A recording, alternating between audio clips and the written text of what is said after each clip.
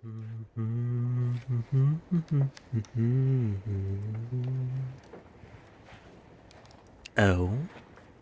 and what is this now? A new guest to my library? Welcome in, my friend. You may call me T. The T stands for tired, of course. I am the caretaker of this library, a keeper of stories, both fantastical and not, of literature and adventure, both peril fraught. I see. You are here to hear a story. No, not to worry, my friend. I have one you just may enjoy. Though, perhaps not. The stories here, you see, are conglomerates of all emotions. Positive, negative, joyful, and sorrowful. If I may offer you some wisdom before we start, remember, a parent's love isn't always given freely. It is conditional. Once taken away and the child left to fend for itself, all sorts of things may happen. But enough of my blathering on. It is a story you seek, and a story you shall have. Near a great forest, there lived a poor woodcutter and his wife, and his 2 children. The boy's name was Hansel, and the girl's Grethel. They had very little to bite or to sup, and once, when there was great death in the land, the man could not even gain the daily bread. As he lay in bed one night thinking of this, and tossing and turning, he sighed heavily and said to his wife, "What will become of us? We cannot even feed our children. There's nothing left for ourselves." "I will tell you what, husband," answered the wife. "We will take the children early in the morning into the forest, where it is thickest. We will make them a fire, and will give them each a piece of bread. Then we will go to our work and leave them alone. They will never find the way home again, and we shall be quit of them." "No, wife," said the man. "I cannot do that. I cannot find in my heart to take my children into the forest and to leave them there alone. The wild animals would soon come and devour them." "Oh, you fool," said she. "Then we will all 4 starve. You had better get the coffins ready." And she left him no peace until he consented. "But I really pity my poor children," said the man. The 2 children had not been able to sleep for hunger, and had heard what their stepmother had said to their father. Grethel wept bitterly and said to Hansel, "It is all over with us." "Do be quiet, Grethel," said Hansel, "and do not fret. I will manage something." And when the parents had gone to sleep, he got up, put on his little coat, opened the back door, and slipped out. The moon was shining brightly, and the white flints that lay in front of the house glistened like pieces of silver. Hansel stooped and filled the little pocket of his coat as full as it would hold. Then he went back again and said to Grethel, "Be easy, dear little sister, and go to sleep quietly. God will not forsake us," and laid himself again down in his bed. When the day was breaking, and before the sun had risen, the wife came and awakened the 2 children, saying, "Get up, you lazy bones. We are going into the forest to cut wood."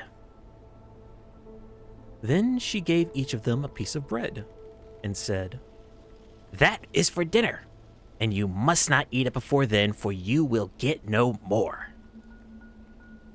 Grethel carried the bread under her apron, for Hansel had his pockets full of the flints.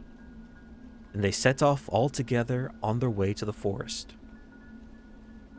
When they had gone a little way, Hansel stood still and looked back towards the house, and this he did repeatedly, until his father said to him, "Hansel, what are you looking at?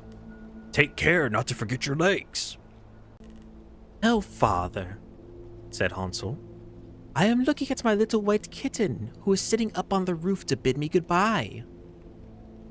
You young fool, said the woman. "That is not your kitten, but the sunshine on the chimney pot." Of course, Hansel had not been looking at his kitten, but had been taking every now and then a flint from his pocket and dropping it on the road. When they reached the middle of the forest, the father told the children to collect wood to make a fire to keep them warm. And Hansel and Grethel gathered brushwood enough for a little mountain, and it was set on fire. And when the flame was burning quite high, the wife said, "Now, lie down by the fire and rest yourselves, you children, and we will go and cut wood. And when we are ready, we will come and fetch you." So Hansel and Grethel sat by the fire, and at noon they each ate their piece of bread. They thought their father was in the wood all the time, as they seemed to hear the strokes of the axe. But really, it was only a dry branch dangling to a withered tree that the wind moved to and fro. So, when they had stayed there a long time, their eyelids closed with weariness, and they fell fast asleep.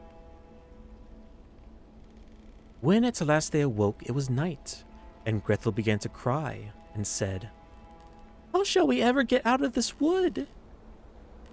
But Hansel comforted her, saying, "Wait a little while longer until the moon rises, and then we can easily find the way home." And when the full moon got up, Hansel took his little sister by the hand and followed the way where the flintstone shone like silver and showed them the road. They walked through the whole night, and at the break of day they came to their father's house. They knocked at the door, and when the wife opened it and saw that it was Hansel and Gretel, she said, "You naughty children! Why did you sleep so long in the wood? We thought we were never coming home again." But the father was glad, for it had gone to his heart to leave them both in the woods alone. Not very long after this, there was great scarcity in those parts, and the children heard their mother say at night in bed to their father, "Everything is finished up. We have only half a loaf, and after that the tale comes to an end. The children must be off. We will take them further into the woods this time, so that they shall no longer be able to find their way back again. There is no other way to manage." The man felt sad at heart, and he thought, "It would be better to share one's last morsel with one's children." But the wife would listen to nothing that he said, but scolded and reproached him. He who says A must say B too, and when a man has given in once, he must do it a second time. But the children were not asleep and had heard all the talk. When the parents had gone to sleep, Hansel got up to go out and get more flintstones as he did before. But the wife had locked the door, and Hansel could not get out. But he comforted his little sister and said, "Don't cry, Gretel, and go to sleep quietly, and God will help us." Early the next morning, the wife came and pulled the children out of bed. She gave them each a little piece of bread, less than before, and on the way to the wood, Hansel crumpled the bread in his pocket and often stopped to throw a crumb on the ground. "Hansel, what are you stopping behind and staring for?" said the father. "I am looking at my little pigeon sitting on the roof to say goodbye to me," answered Hansel. "You fool!" said the wife.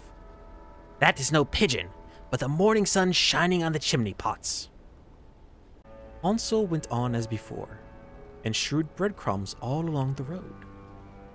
The woman led the children far into the wood where they had never been before in all their lives.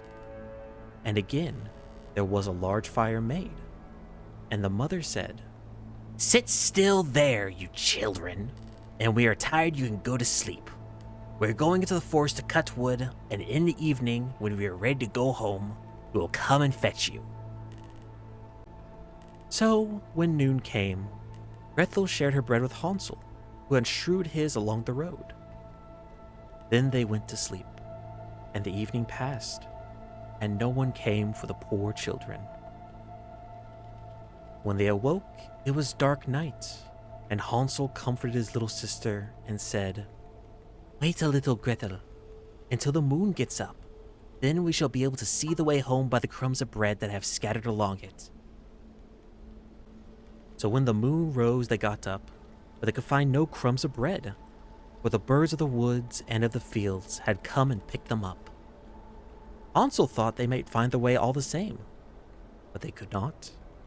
They went on all that night, and the next day from the morning until the evening, but they could not find the way out of the wood, and they were very hungry, for they had nothing to eat, the few berries they could pick up. And when they were so tired that they could no longer drag themselves along, they lay down under a tree and fell asleep. It was now the third morning since they had left their father's house. They were always trying to get back to it, but instead of that, they only found themselves farther in the wood, and if help had not soon come, they would have been starved. About noon, they saw a pretty snow-white bird sitting on a bough, and singing so sweetly that they stopped to listen. And when he had finished, the bird spread his wings and flew before them, and they followed after him until they came to a little house. And the bird perched on the roof, and when they came nearer, they saw that the house was built of bread and roofed with cakes, and the window was of transparent sugar. "We will have some of this," said Hansel, "and make a fine meal. I will eat a piece of the roof, Gretel, and you can have some of the window. That will taste sweet." So Hansel reached up and broke off a bit of the roof just to see how it tasted, and Gretel stood by the window and gnawed at it. Then they heard a thin voice call out from inside. "Nibble, nibble, like a mouse. Who is nibbling at my house?" And Hansel answered, "Never mind, it is the wind." And they went on eating, never disturbing themselves. Hansel, who had found that the roof tasted very nice, took down a great piece of it, and Gretel pulled out a large round window pane and sat herself down and began upon it. Then the door opened, and an aged woman came out, leaning upon a crutch. Hansel and Gretel felt very frightened and let fall what they had in their hands. The old woman, however, nodded her head and said, "Ah, my dear children, how come you here? You must come indoors and stay with me. You will be no trouble." So she took them each by the hand and led them into her little house. And there they found a good meal laid out, of milk and pancakes with sugar, apples, and nuts. After that, she showed them 2 little white beds, and Hansel and Gretel laid themselves down upon them and thought they were in heaven. The old woman, although her behavior was so kind, was a wicked witch who lay in wait for children and had built the little house on purpose to entice them. When they were once inside, she used to kill them, cook them, and eat them, and then it was a feast day for her. The witch's eyes were red, and she could not see very far, but she had a keen scent, like the beasts, and knew very well when human creatures were near. When she knew that Hansel and Gretel were coming, she gave a spiteful laugh and said triumphantly, "I have them, and they shall not escape me." Early in the morning, before the children were awake, she got up to look at them, and as they lay sleeping so peacefully with rosy round cheeks, she said to herself, "What a fine feast I shall have." Then she grasped Hansel with her withered hand and led him into a little stable, shut him up behind a grating, and call and scream as he might, it was no good. Then she went back to Gretel and shook her, crying, "Get up, lazy bones! Fetch water and cook something nice for your brother. He is outside in the stable and must be fattened up. And when he is fat enough, I will eat him." Gretel began to weep bitterly, but it was of no use, and she had to do what the Wicked Witch bade her. And so, the best kind of victuals were cooked for poor Hansel, while Gretel got nothing but crab shells. Each morning, the old woman visited the little stable and cried, "Hansel, stretch out your finger, that I might tell if you will soon be fat enough." Hansel, however, used to hold out a little bone, and the old woman, who had weak eyes, could not see what it was, and supposing it to be Hansel's fingers, wondered very much why it was not getting fatter. When 4 weeks had passed, and Hansel seemed to remain so thin, she lost patience and could wait no longer. "Now then, Grethel," cried she to the little girl, "be quick in dry water. Be Hansel fat or be he lean, tomorrow I must kill and cook him." Oh, what a grief for the poor little sister to have to fetch water, and how the tears flowed down over her cheeks. "Dear God, pray help us," cried she. "If we had been devoured by wild beasts in the woods, at least we should have been dying together." "Spare me your lamentations," said the old woman. "They are of no avail." Early next morning, Grethel had to get up, make the fire, and fill the kettle. "First, we will do the baking," said the old woman. "I have heated the oven already and kneaded the dough." She pushed poor Grethel towards the oven, out of which the flames were already shining. "Creep in," said the witch, "and see if it is properly hot, so that the bread may be baked." And Grethel, once in, she meant to shut the door upon her and let her be baked, and then she would have eaten her. But Grethel perceived her intention and said, "I don't know how to do it. How shall I get in?" "Stupid goose," said the old woman. "The opening is big enough, do you see? I could get in myself." And she stooped down and put her head in the oven's mouth. Then Grethel gave her a push so that she went in further, and she shut the iron door upon her and put up the bar. Oh, how frightfully she howled! But Grethel ran away and let the Wicked Witch to burn miserably.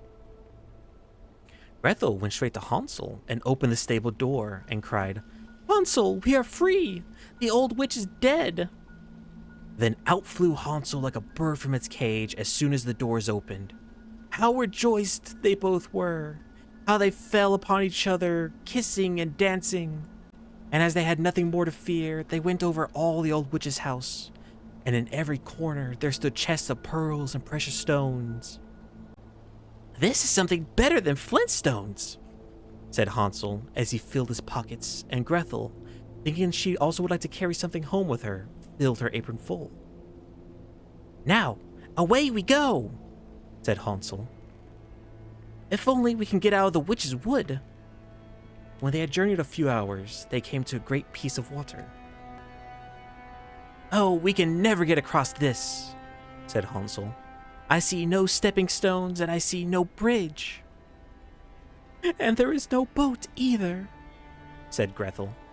"But here comes a white duck. If I ask her, she will help us over."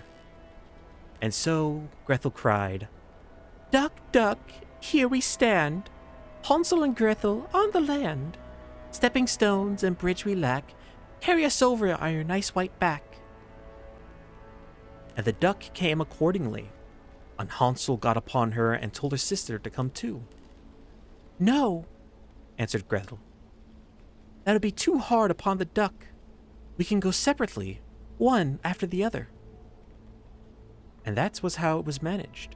And after that they went on happily, until they came to the wood, and the way grew more and more familiar, until, at last, they saw in the distance their father's house.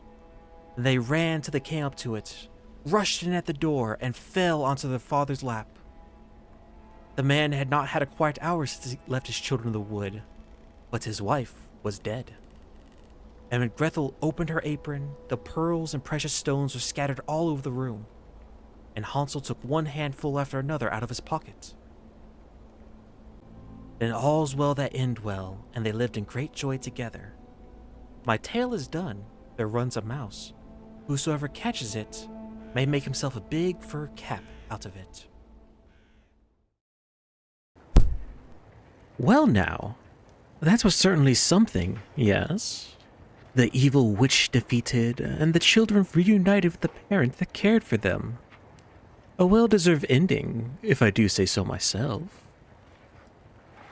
Remember, my friend, be as Hansel and Gretel, cunning, free, and with a sense of wonder matched only by the most curious of children. Oh dear, is it that time already? It seems our time together has come to an end. For now. You know where to find me, should you ever grow bored and yearn for a taste of worlds far removed from our own. But I won't say no if you just wish to visit me. Farewell and safe travels, friend.